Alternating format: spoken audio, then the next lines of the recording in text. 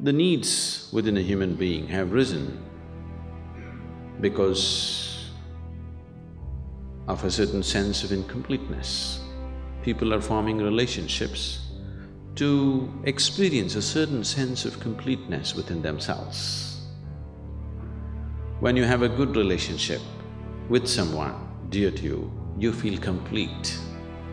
When you don't have that, you feel incomplete. Why is this so? Because this life, this piece of life, is a complete entity by itself. Why is it feeling incomplete? And why is it trying to fulfill itself by making a partnership with another piece of life? Fundamental reason is that we have not explored this life in its full depth and dimension.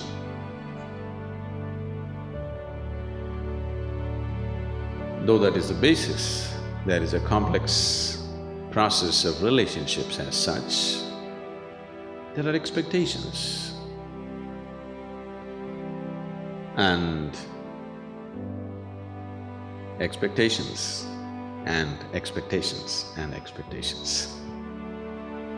The expectations that most people are creating are such that there is no human being on the planet who could ever fulfill those expectations.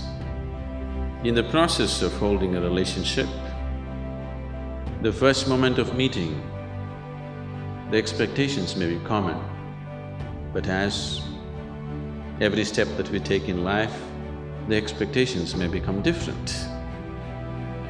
Because these expectations keep changing in people, they're not consistent and they cannot be. One person may be consistent with the same expectation throughout their life, another person's expectations may be changing because his perception and experience of life is changing. Now, relationships become great conflict.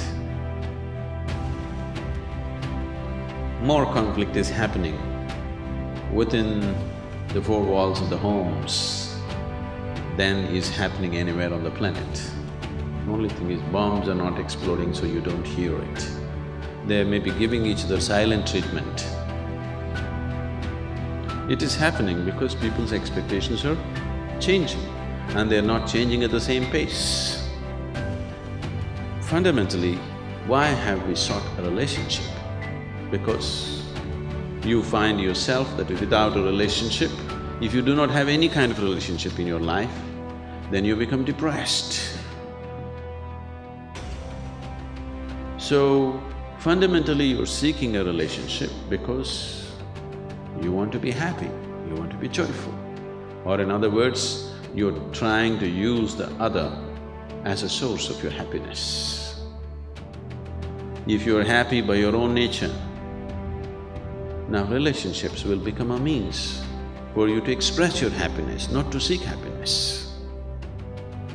If you're forming relationships to seek happiness and trying to squeeze happiness out of somebody, and that person is trying to squeeze happiness out of you, now this is going to be a painful relationship after some time.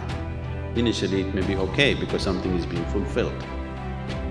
But if you have become a joy by yourself and you're forming relationships because you want to express your happiness, nobody's going to complain about you because you're in the process of expressing your joy, not seeking joy from the other person. So if your life becomes an expression of your joy, not in pursuit of happiness, then relationships will be naturally wonderful. You can hold 1,000,000 relationships and still hold them good. Now, this whole circus of trying to fulfill somebody else's expectations does not arise, because if you are an expression of joy, anyway they want to be with you.